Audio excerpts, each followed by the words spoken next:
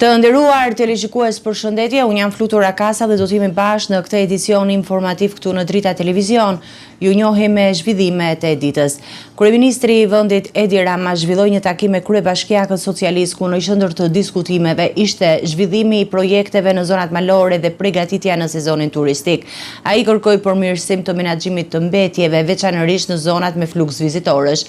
Rama theksoi gjithashtu nevojën për hapjen e zyrave juridike në bashki për të ndihmuar qytetarët në çështjet e kadastrës. Kryeministri Edi Rama ka zhvilluar një takim me kryebashkiakët e Majt ku ka vënë theksin tek prioriteti kryesor i punës në nivel vendor për muajt në vijim. Në fokus të diskutimeve ishte zbatimi i paketës së maleve, një nismë që synon zhvillim ekonomik, turistik të zonave malore përmes investimeve konkrete. Disa bashki jo vetëm që kanë bërë progres me procedurat, por tani më kanë plotësuar edhe atë objektivin bazë të 10 projekteve për të nënshkruar edhe për të kaluar në procesin e marrjes lejes. Kjo është diçka pozitive, vetëm në njërën nga bashkitë, se s'po përmend emra, janë 5 milion euro të llogaritura nga 10 investimet e para në paketë e maleve nga persona që janë në emigracion. Një tjetër çështje që mori vëmendje të veçantë ishte menaxhimi i mbetjeve, sidomos në prag të sezonit turistik. Për këtë aspekt është e domosdoshme që të ngrihet një task force mes qeverisë dhe pushtetit vendor, që për cilën është ngarkuar Ministri i Mjedisit së bashku me Ministrin e Pushtetit Vendor për të ndërtuar një plan afat shkurtër, afat mesëm dhe afat gjatë nga sensibilizimi masiv deri tek hapat që duhen ndërmarrë. Gjatë takimit, Rama u ndal edhe tek problematikat që lidhen me shërbimin e kadastrës, për të cilat qytetarët kanë shprehur ankesa të shumta. Ka shumë ankesa për kadastrën, por nga gjithë analiza e bërë, një pjesë e madhe e ankesave për mos marrjen e shërbimit vijnë si rezultat i mos kryerjes së aplikimit në mënyrë korrekte ligjore. Dhe për ta kryer aplikimin në mënyrë korrekte ligjore duhet një njohuri juridike. Dhe këtë njohuri juridike pastaj njerëzit detyrohen të shkojnë ta kërkojnë tek noter që ju marrin tarifa etj etj. Nuk ka asnjë problem që bashkitë të hapin një zyrë të ndihmës juridike enkas për shërbimin e kadastrës dhe të legalizimeve. Është diçka që do të lehtësoj maksimalisht qytetarët në kuptimin e drejtë të mënyrës se si bëhet një aplikim për legalizim ose për ato shërbimet kadastrës që kërkojnë aplikime pak më të komplikuara se sa aplikimi më i thjeshtë.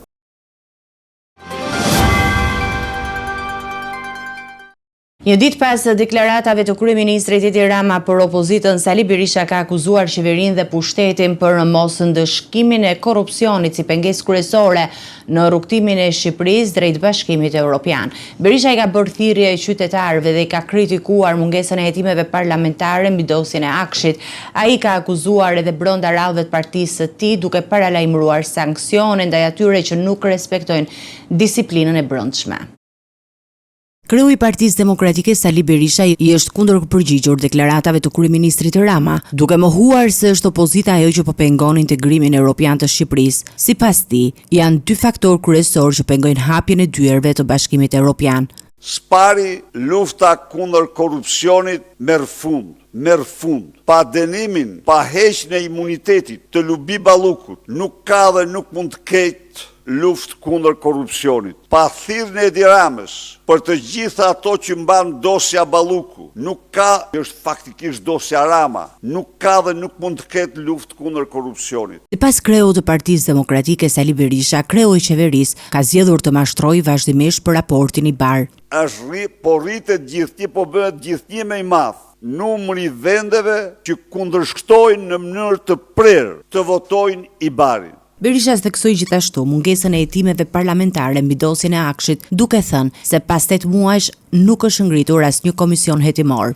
Gjerë sot, Edi Rama i ka mohuar opozitës të drejtën themelore kushtetuese të komisioneve hetimore. Jam i sigurt se do bëj gjithçka të mos lejoj. Dhe siç e shihni, prej 8 muajsh nuk ka asnjë komision hetimor. Ndaj dhe ne u jemi drejtuar qytetarëve. Ndaj dhe protesta e 17 prillit është kryengritja paqësore më e rëndësishme e qytetarëve shqiptar. Berisha nuk la pa përmendur rastin e Ergyes Agaçit, i cili sipas tij nuk ka mandat ndërkombëtar arresti dhe për më tepër po mbahet në mbrojtje të shtetit. 2 javë më parë, Ergyes Agaçi e kanë rrafur shumë keq. Sipas qytetarit digjital është dërguar në një spital privat, por duhet dini që Ergyes Agaçi mbrohet nga shteti. Nuk ekziston mandat ndërkombëtar arresti për Ergyes Agaçin. Përveç kritikave ndaj pushtetit, Berisha ka paralajmëruar edhe brenda rrallëve të partisë së tij, duke krahasuar situatat me ish-këshilltarë të përjashtuar në Bashkinë e Durrësit. Nuk është Sali Berisha gjykatësi i partisë. Shkove bëre fushat për deputetin kundërshtar. Mirë, tani kërkon të më shitesh mua se je të marroj periudha qeras? Jo. Pra, këto janë përpjekje të dëshpëruara të Edi Rams, dhe të atyre që bëhen lolot e tij, po e vërteta është që Në përfundim, Berisha bëri thirrje qytetarëve dhe anëtarëve të partisë të ruajnë fokusin e përpjekjeve për zgjedhjet e vitit 2027 dhe të mos bien pre politikave të pushtetit, duke cilësuar kryeministrin si nxitës të aktiviteteve që ai quajti turnej punëve të partisë së krimit.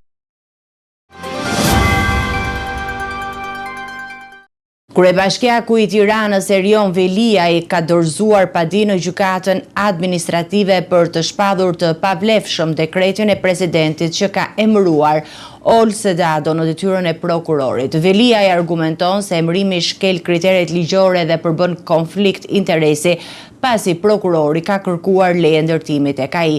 Përfaqësuesit ligjor të palëve dhe presidenca kanë dhënë pozicione të kundërta, ndërsa seanca e radhës është saktuar me 8 maj.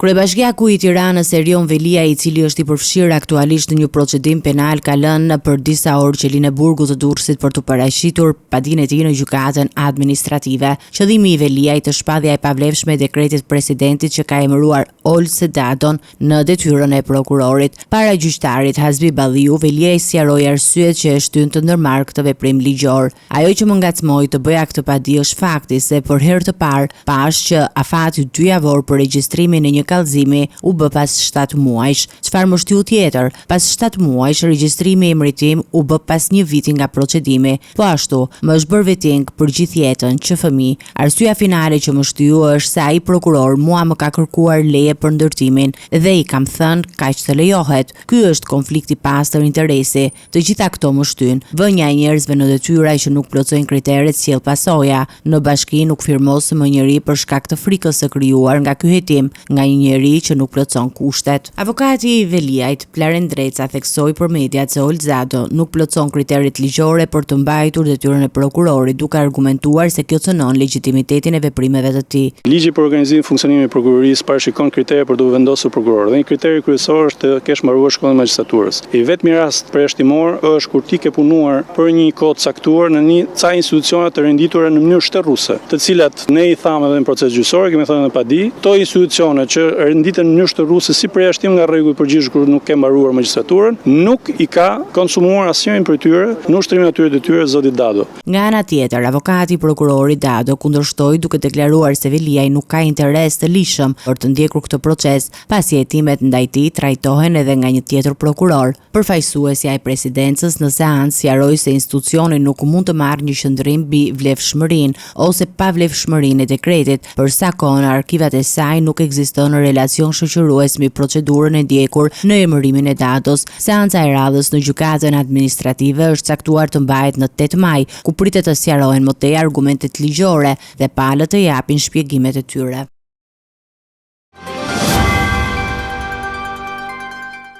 Deputetja e Partisë Socialiste Elisa Spiropali ka kritikuar ashpër funksionimin aktual të parlamentit, duke cilësuar atë të paaft për të kontrolluar qeverinë dhe institucionet.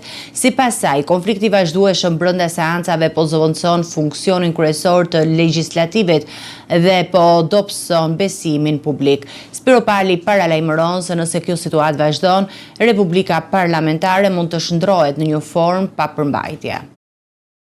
Deputetja e Partisë Socialiste, Elisa Spiropali, ka shprehur shqetësimin e saj për krizën e funksionimit të parlamentit, duke konsideruar legjislativin e paftë për të përmbushur rolin e tij kryesor, kontrollin e qeverisë dhe të institucioneve. Reagimi i saj pasoi përplasje të ashpra në seancën e datës 2 prill, të cilat ajo i përshkroi si konflikte banale që po zëvendësojnë diskutimet serioze dhe po krijojnë krizën në Republikën parlamentare. Kjo që po ndodh në parlament nuk është diçka e panjohur për politikën. Konflikti ka qenë gjithmonë pjesë saj, por sot problemi nuk është konflikti në vetvete. Problemi është se konflikti banal po zëvendëson funksionin. Parlamenti nuk po arrin më të ushtrojë rolin e tij përfaqësues dhe kontrollues. Në vend që të jetë hapësira ku përfaqësohen interesat e shoqërisë dhe ku kontrollohet qeveria dhe institucionet, ai po kthehet në një arenë ku energjia po shpërdorohet pa prodhuar drejtim. Kur funksioni atrofizohet, pasoja e parë është rënja e besimit, dhe kur bie besimi, nuk do psohet vetëm parlamenti, por vetë ideja e Republikës parlamentare. Ish kryetaria e Kuvendit nënvizoi rëndësinë e funksionimit efektiv të institucioneve për të ruajtur besimin publik dhe integritetin e sistemit parlamentar. Një republikë parlamentare nuk mbahet vetëm me procedura, mbahet me funksion, me debat që prodhon kuptim, me kontroll që prodhon përgjegjësi. Nëse kjo vazhdon, rreziku nuk është thjesht një parlament i dobët. Rreziku është që Republika parlamentare të mbetet vetëm formë dhe jo përmbajtje. Europa kërkon nga ne atë që duhet të kërkojmë nga vetja, institucione që funksionojnë, jo vetëm që ekzistojnë. Ministri i Brendshëm Besfort Lamadhari ka deklaruar se Shqipëria nuk përballet me një kërcënim të drejtë për drejtë nga Irani, por institucionet janë në gatishmëri të lartë. Sipas tij, autoritetet kanë intensifikuar bashkëpunimin me partnerët ndërkombëtar dhe agjencitë e inteligjencës. Ai paralajmëroi gjithashtu se çdo akt dhune në protestën e paralajmëruar në 17 prill do të ndëshkohet sipas ligjit.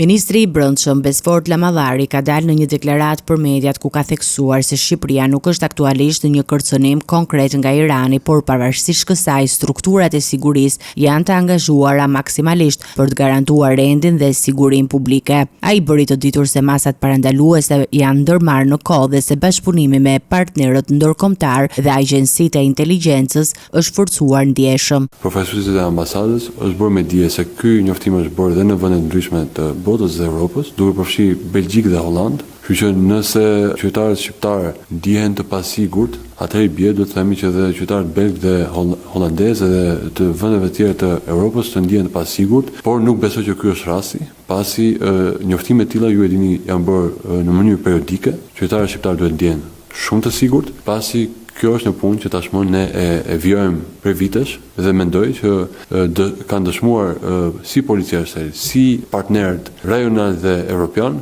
që ne për sa i përket sigurisë, aq më tepër kërcënimeve që mund të vinë me një natyrë të theksuar, jemi në komunikim të përditshëm, real, në çdo minutë me agjencitë ligjbatuese dhe inteligjencë brenda vendit dhe jashtë vendit. Kështu që nuk ka asnjë bazë për të shqetësuar. I pyetur mbi zhvillimet e brendshme, ministri u ndal edhe tek protesta e paralajmëruar nga opozita në 17 prill. Të gjithë ata që në mënyrë flagrante shkelin ligjin, cënojnë jetën dhe shëndetin e policisë së shtetit, punonjësve të policisë, të cilët janë aty thjesht për të garantuar rendin dhe sigurinë, duhet të përballen me pasojat e ligjit. Qoftë ta nxitës në rolin e nxitësit, në rolin e organizatorëve apo në rolin e ekzekutorëve. Në të njëjtën kohë, Lamadhari shmangu komentet mbi hetimet konkrete që lidhen me ngjarjet kriminale të mëparshme, duke theksuar se këto çështje janë në proces dhe trajtohen nga organet kompetente. Kërkesa juaj për koment nga ana ime nuk mund të adresohet për vetë faktin sepse do kërkonte përfshirjen e një titullari politik në çështje operacionale. Vlerësimin mbi nivelin e hetimeve të bëra nga policia e shtetit e bën vetëm prokurori i çështjes.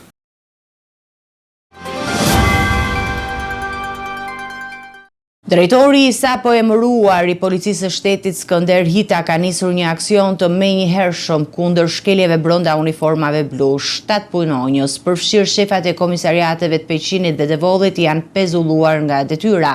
Dyshohet se veprimet dhe mosveprimet e tyre kanë favorizuar kultivuesit e hashashit në një magazin private të lidhur me një drejtues burgu. Pak ditë pas betimit si drejtori i përgjithshëm i policisë së shtetit Skënder Hita ka vendosur të marrë masa të menjëhershme disiplinore ndaj disa prej kolegëve të tij. Në një urdhër të firmosur vetëm 3 ditë pas marrjes në detyrë, Hita ka pezulluar 7 punonjës, mes të cilëve 2 shefa komisariatesh, Altin Gusho, shef aktual i komisariatit të Peshinit dhe Bilbil Litan, ish shefi komisariatit të Peshinit, tani në krye të komisariatit të Devollit. Pezullimi i tyre lidhet me dyshime se ata kanë lehtësuar direkt apo indirekt kultivimin e hashashit në një magazin në pronësi të afërmit të drejtorit të burgut të Rregozhinës, e zbuluar në 19 shkurt në fshatin Kurtaj të Peshinit. Sipas informacioneve të policisë, veprimet dhe mosveprimet e punonjësve kanë krijuar mundësinë që kjo veprimtari e palishme të vazhdonte, pa u evidentuar nga autoritetet lokale. Lista e personave të pezulluar përfshin jo vetëm drejtuesit e komisariateve, por edhe specialistë të policisë kriminale dhe të policisë në komunitet. Daniel Kaçaniku, Sefer Dushku, Muharrem Zylyfi, Denis Sinani dhe Arben Koseni. Të gjithë këta janë anhetim disiplinor nga drejtoria e standardeve profesionale për mosbatim të hapur të detyrave ligjore dhe funksionale, një procedurë që mund të sjellë masa të tjera administrative ose ligjore në varësi të rezultatit të verifikimeve. Drejtori Hita ka deklaruar se veprimet e tij janë të qarta dhe të palëkundura. Lufta kundër korrupsionit dhe krimit nuk do të kursejë asnjë punonjës, pavarësisht pozicionit që mbajnë brenda institucionit. Ky aksion vjen vetëm disa ditë pas marrjes së drejtimit të policisë së shtetit dhe sinjalizon një fillim të ri e të qartë në përpjekjet për të rritur përgjegjësinë dhe integritetin e uniformave blu në të gjithë vendin. Një ngjarje tragjike është shënuar në Durrës, ku një nxënës 17 vjeçar ka humbur jetën në ambientet e një shkolle të mesme. I riu është ndjer papritur keq gjatë qëndrimit në palestër dhe është dërguar me urgjencë në spital. Pavarësisht ndërhyrjes së mjekëve, ai nuk ka mundur të mbijetojë. Një ngjarje e rëndë ka tronditur qytetin e Durrësit pas ditën e sotme, ku një 17 vjeçar ka humbur jetën në ambientet e një institucioni arsimor. Sipas informacioneve paraprake, ngjarja ka ndodhur rreth orës 15:15 në palestrën e shkollës Marie Kaçulini, e cila aktualisht frytëzohet për zhvillimin e mësimit nga nxënësit e gjimnazit Gjergj Kasrioti për shkak të dëmtimeve që ky i fundit ka psuar nga tërmeti dhe procesit të rindërtimit që ende vijon. Burimet nga policia bëjnë me dije se i riu, ndërsa ndodhej në ambientet e palestrës, është ndjer papritur keq dhe ka humbur ndjenjat. Menjëherë është kërkuar ndihma e shërbimit të urgjencës, ndërsa ai është transportuar me autoambulancë drejt spitalit më të afërt. Megjithatë, pavarësisht përpjekjeve të stafit mjekësor për ta mbajtur në jetë, 17 vjeçari nuk ka mundur të mbijetojë. Ngjarja ka shkaktuar tronditje tek nxënësit, mësuesit dhe familjarët, ndërsa autoritetet kanë nisur verifikimin për të përcaktuar shkaqet e sakta të kësaj humbjeje të papritur. Paraprakisht dyshohet për një problem shëndetësor të menjëhershëm, por pritet që ekspertiza mjekoligjore të japë përgjigje përfundimtare mbi arsyet e vdekjes. Policia dhe grupi hetimor po vijojnë punën e dokumentimin e plotë të rastit, ndërsa institucionet arsimore dhe ato shëndetësore janë angazhuar për të sqaruar çdo rrethanjë që lidhet me këtë ngjarje të rëndë. Një konflikt me disa persona në Vlorë ka përfunduar tragjikisht me humbjen e jetës së 63 vjeçarit. Viktima Ismail Alia i ndroi jetë si pasojë e plagëve të rënda të marra gjatë përplasjes. 2 persona të tjerë, babë e birë, mbetën të lënduar dhe po marrin trajtim në spital. Një ngjarje e rëndë është regjistruar në qytetin e Vlorës, ku një konflikt mes disa personave ka përfunduar me pasoja fatale. Viktima është identifikuar si 63 vjeçari Ismail Alia, i cili ka ndruar jetë pasi nuk mundi të mbijetojë plagëve të marra gjatë përplasjes fizike. Sipas të dhënave paraprake, konflikti ka nisur për motive ende të paqarta, ndërsa personat e përfshirë dyshohen se njihen me njëri tjetrin. Gjatë sherrit, Alia i ka psuar dëmtime të rënda, veçanërisht në pjesën e kokës, të cilat rezultuan fatale pavarësisht përpjekjeve për t'i ardhur në ndim. Nga përplasja kanë mbetur të plagosur dhe 2 persona të tjerë, babë e birë, të cilët janë transportuar në spital dhe ndodhen në kujdesin e mjekëve. Gjendja e tyre shëndetësore nuk raportohet të jetë jashtë rrezikut për jetën. Ndërkohë, autorët e dyshuar të ngjarjes janë identifikuar nga policia dhe janë shpallur në kërkim. Forcat e rendit dhe grupi hetimor kanë shkuar menjëherë në vend ngjarje, ku po kryen veprimet për zbardhjen e plotë të rrethanave dhe dokumentimin e këtij rasti. Hetimet janë përqendruar në sqarimin e motiveve të konfliktit si dhe kapjen e autorëve, ndërsa policia pritet të japë më shumë detaje në vijim për këtë ngjarje që ka tronditur komunitetin lokal. Trupi i pajeti 78 vjeçarit Gëzim Vija u gjet mëngjesin e së njëjtës nga punojësi i postës, i cili shpërndante pensionet. Ekspertiza mjekoligjore konfirmoi se viktima kishte plagë të thella në kokë shkaktuar nga një mjet i fortë që i mori jetën. Policia ndërkohë po vijon hetime duke marrë në pyetje familjarët dhe fqinjët, ndërsa mjeti i përdorur për vrasje ende nuk është gjetur. Ngjarja tragjike që ndodhi në fshatin Bulgarec të Korçës, ku mëngjesin e sënjtes trupi i 78 vjeçarit Gëzim Via u gjeti pa jetë në një prej dhomave të banesës së tij. Trupi u zbulua nga fqinjët pas sinjalizimit të punonjësit të postës, i cili kishte shkuar për shpërndarjen e pensionit dhe nuk kishte marrë përgjigje nga viktima. Ekspertiza mjekoligjore ka zbuluar një plagë të thellë në kokë të 78 vjeçarit, i shkaktuar nga një mjet i fortë dhe ka konstatuar se dyshohet për një përleshje fizike përpara se i moshuarit të qellojë për vdekje. Policia nuk ka arritur enden të identifikojë mjetin me cilën u krye vrasja dhe po vijon kontrollet në vendin e ngjarjes. Fqinjët e Gëzim Vijës e përshkruan atë si një person të qetë dhe pa konflikte. Policia ka marrë në pyetje familjarët dhe të afërmit, por deri tani deklarimet nuk kanë dhënë drejtim për identifikimin e autorit. Ekspertët e kriminalistikës dhe hetuesit vijojnë punën për të zbuluar rrethanat dhe motivet e vrasjes, ndërsa fshati mbetet i tronditur nga kjo ngjarje e rëndë. Shërbimet e policisë kufitare në Sarandë finalizuan operacionin e koduar distanca duke arrestuar 27 vjeçarin Erind Yzeiraj. Ai u kam në flagrancë në fshatin Zar duke transportuar 13 emigrantë nga Egjipti kundrejt pagesës, të cilët kishin hyrë ilegalisht në Shqipëri.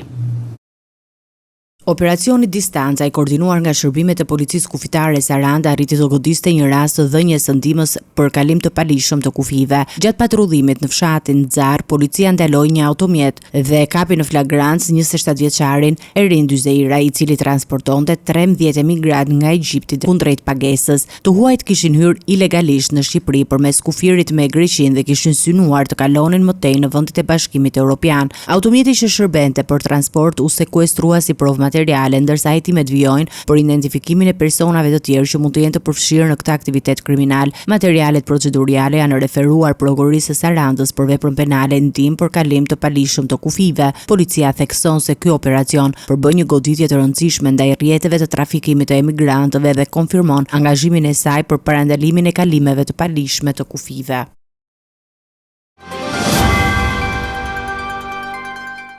Ecime të tjera zhvillime, qeveria e Kosovës ka miratuar sërish projektligjin për vendosjen e çmimeve tavan për produktet bazë. Kryeministri Albin Kurti tha se nisma synon të parandalojë abuzimet dhe jo të ndërhyjë në tregun e lirë. Ligji vjen pas një vendimit më parshëm të gjykatës kushtetuese të Kosovës që e shpalli antikushtetues.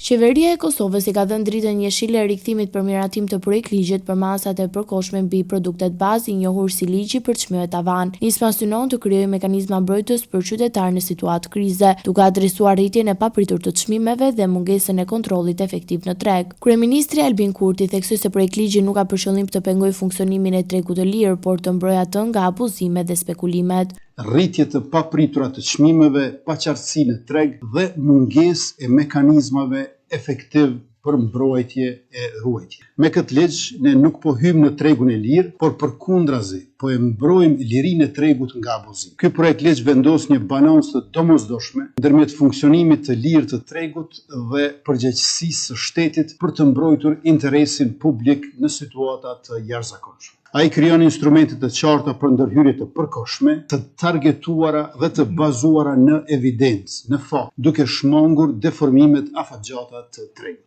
Kurti shtoi se ligji nuk synon të vendosë një ekuilibër të domosdoshëm mes ekonomisë së tregu dhe rolit të shtetit për të mbrojtur interesin publik në rrethana të jashtëzakonshme. Ai nënvizoi se projektligji parashikoi instrumente të qarta për ndërhyrje të përkohshme duke shmangur deformimet afatgjata të tregut. Sipas qeverisë, ky legjislacion do të garantojë furnizim të qëndrueshëm dhe çmime të përballueshme për produkte bazë gjatë krizave, do të parandalojë spekulime dhe rritje të pajustifikuara të çmimeve, si dhe do të sigurojë reagim të shpejtë institucional në rast destabilizimit të tregut. Ky projekt ligj ishte miratuar më herët në kuvent, por u dërgua nga opozita në gjykatën kushtetuese të Kosovës, e cila e shpalli atë antikushtetuese. Në versionin e ri, qeveria ka bërë plotësime dhe ndryshime për ta përshtatur me kërkesat kushtetuese, duke synuar këtë herë miratimin përfundimtar dhe zbatimin e tij në praktik. Të nderuar teleshikues, do të njihemi me parashikimin e motit.